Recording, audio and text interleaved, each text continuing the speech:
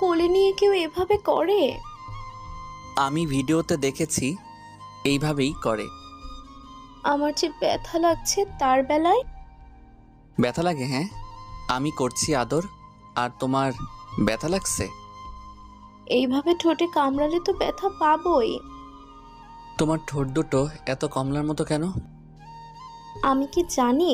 আপনার পছন্দ হলে আপনি চুমু খেতেই পারেন। আমি তো শুধু চুমু খাবো না, আরো অনেক কিছু করব। কি কি করবেন শুনি? প্রথমে শাড়ি খুলবো, তারপর বিছানায় শুয়ে পড়বো, তোমাকে কিস করব, তারপর ইয়ে হবে। ইয়ে হবে মানে কি হবে? তাহলে লাইটটা অফ করো, দেখাচ্ছি ইয়ে মানে কি। হাইওয়েতে ফুল স্পিডে বাইক ছুটছে। বাইকে বসে আছে শিহাব। শিহাব এইবার সবে মাত্র এসএসসি পরীক্ষা দিয়েছে, আর আজকেই রেজাল্ট দিবে তার। তাই শিহাব আজকে বন্ধুদের সাথে বাইকে এনজয় করছে। বাইক এইদিক ওইদিক, হাইওয়েতে গাড়ি তেমন নেই, একেবারে ফাঁকাও না, দু একটা আছে, তবুও দূরে দূরে। শিহাব বাইকের সামনে বসে স্পিড বাড়াচ্ছে।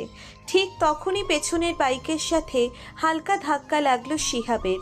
শিহাব আর পিছনের বাইকের কিছু না হলেও শিহাবের বাইকের ব্যালেন্স বিগড়ে যায়। শিহাব ড্রিফট করতে করতে যেই বাইক কন্ট্রোলে আনে, ঠিক তখনই পাশের শাখা রাস্তা দিয়ে হাইওয়েতে আসা একটা বোরখা পরা মেয়ের সামনে পড়ে যায়। শিহাব ব্রেক করতে করতে বাইক মেয়েটির সামনে চলে আসে। মেয়েটি ভয়ে চিৎকার দিয়ে অজ্ঞান হয়ে যায়। শিহাব বাইক থেকে নেমে মেয়েটিকে ওঠানোর চেষ্টা করে।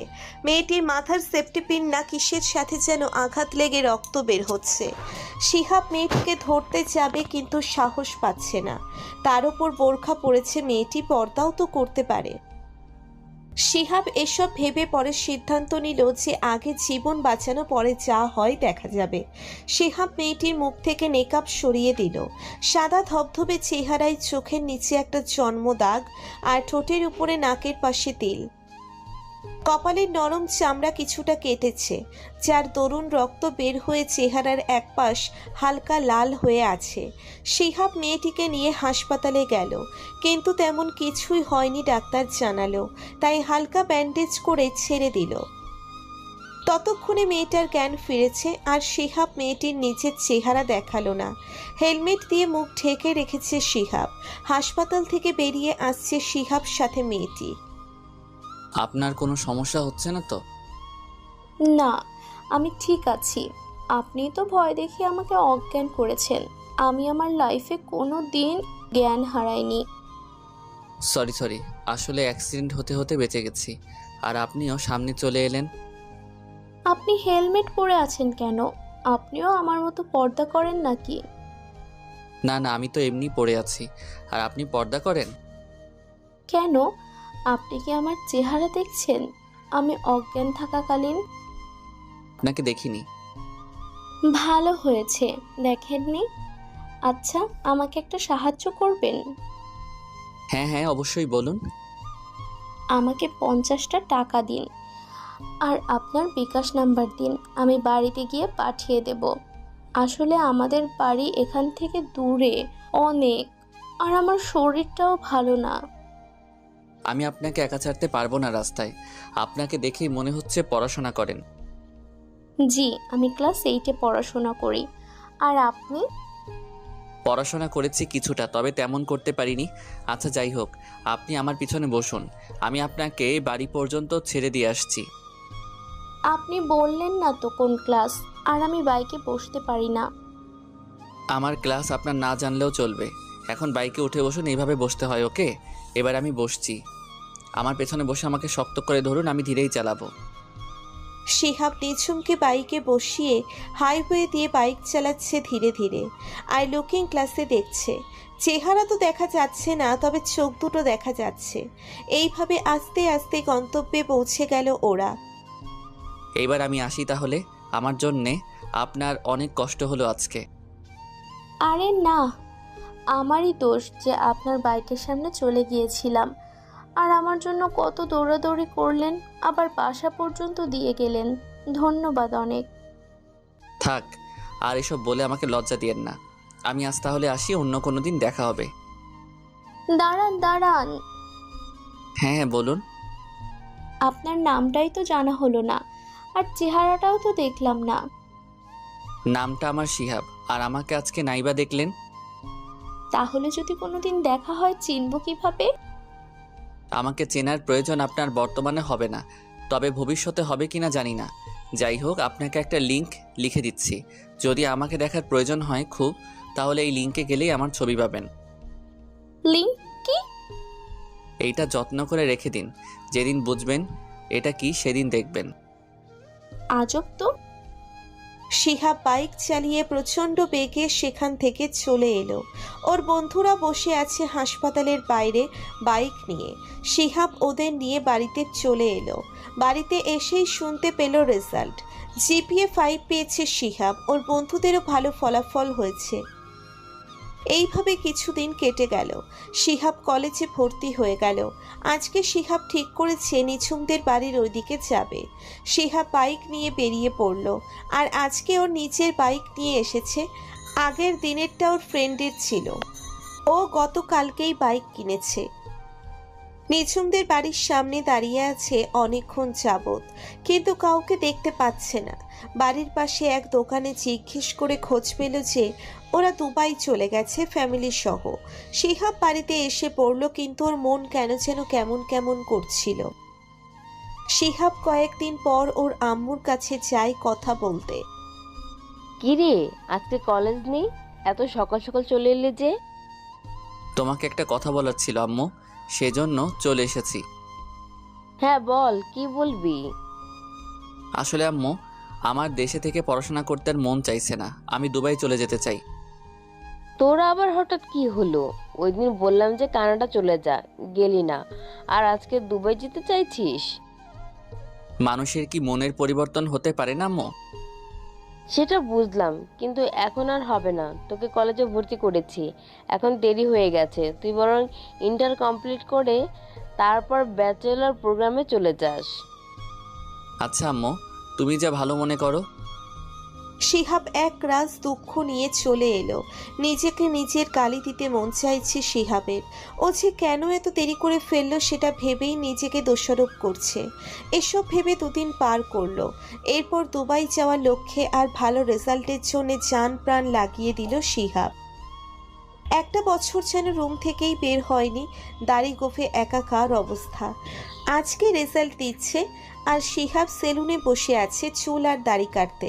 রেজাল্ট পেয়ে সবাই খুশি। এবারও শিহাব জিপিএ 5 পেয়েছে। 2 মাস পর আজকে শিহাবের ফ্লাইট দুবাইয়ের উদ্দেশ্যে। শিহাব বর্তমানে প্লেনে দুবাই ল্যান্ড করবে একটু পর। দুবাই এয়ারপোর্টে নেমে যেন শিহাব মনে শান্তি পেল। এবার দেখা হবে নিঝুমের সাথে। শিহাব খোঁজ নিয়ে এসেছে যে এখানকার একটা কোম্পানিতে অ্যাসিস্ট্যান্ট ম্যানেজারের জব করেন নিঝুমের আব্বু। এই শিহাব, কি ভাবছো এত? গাড়িতে উঠতে হবে তো। ও হ্যাঁ, সরি, আসলে ভুলেই গিয়েছিলাম। তুমি গাড়িতে বসো, আমি আসছি। দেরি করো না, এমনিতেই অনেক ক্লান্ত আমি। না না, এই যে আমি জাস্ট একটা কোল্ড ড্রিঙ্কস কিনে আসছি।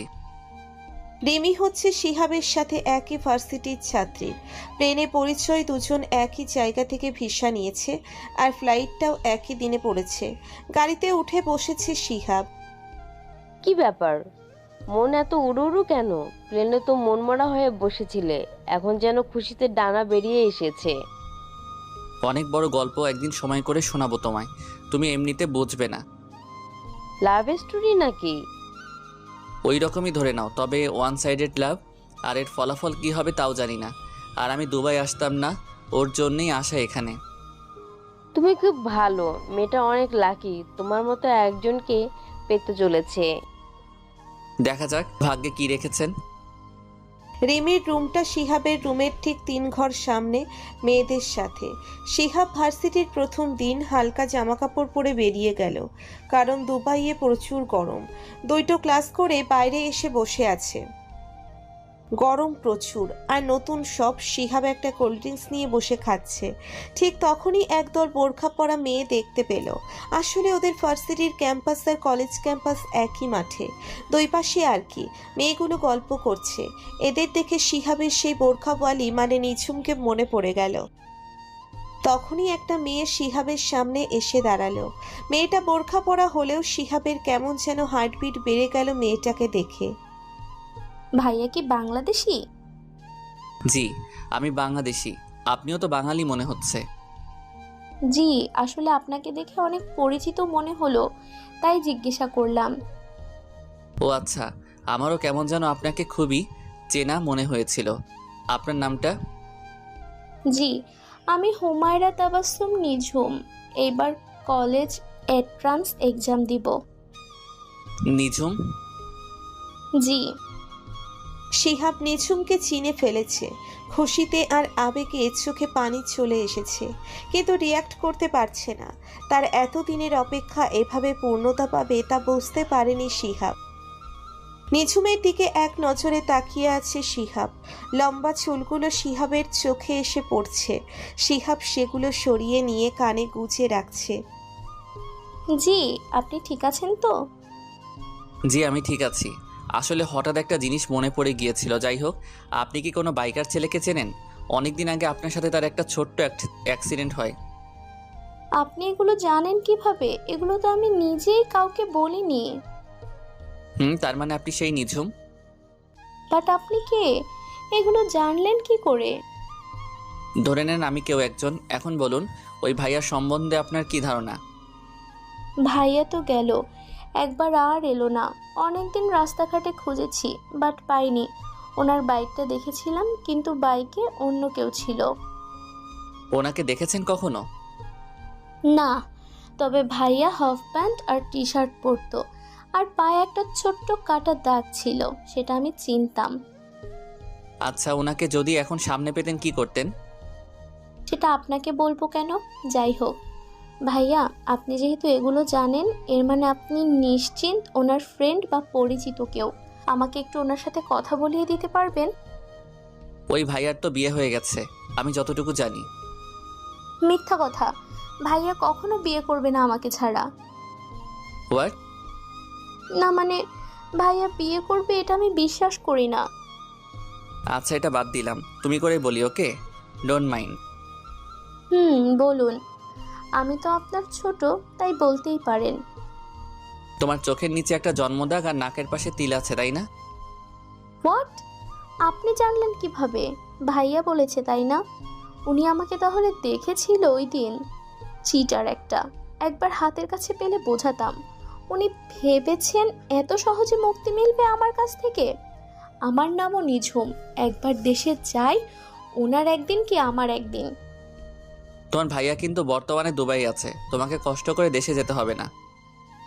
দুবাইয়ে? কোথায়? আমাকে নিয়ে চলুন, না হলে লোকেশন বলুন। আচ্ছা, আমি নিয়ে যাচ্ছি, বাট ওকে বেশি বকো না। ওর মনের অবস্থা তোমার চাইতেও খারাপ, আর তোমার জন্যেই ও দুবাই এসেছে। আমার জন্যে? আপনি না বললেন উনি বিয়ে করেছেন? তোমাকে ছাড়া কাকে বিয়ে করবে? ভাইয়া, আপনি আমার যে কি উপকার করলেন, এখন প্লিজ আমাকে নিয়ে চলুন। শিহাব নিঝুমকে ট্যাক্সিতে বসিয়ে পার্কে নিয়ে যাচ্ছে, যেখানে সব সত্য কথা বলবে নিঝুমকে। আজকে সবটা বলবে যে কতটা ভালোবাসে নিঝুমকে সে। ভাইয়া, উনি কি এই পার্কে আছেন? হ্যাঁ আছে, তুমি যাও, আমি ওকে নিয়ে আসছি। থ্যাংক ইউ ভাইয়া। নিঝুম ভেতরে গিয়ে বসে আছে বেঞ্চে। তখনই পেছন থেকে শিহাব নিঝুমের চোখ ঢেকে দিল হাত দিয়ে। কে? আমি তোমার বাইকার ভাইয়া। তাহলে চোখটা ছাড়ুন, আমি দেখবো আপনাকে। আপনি? ভাইয়া কোথায়?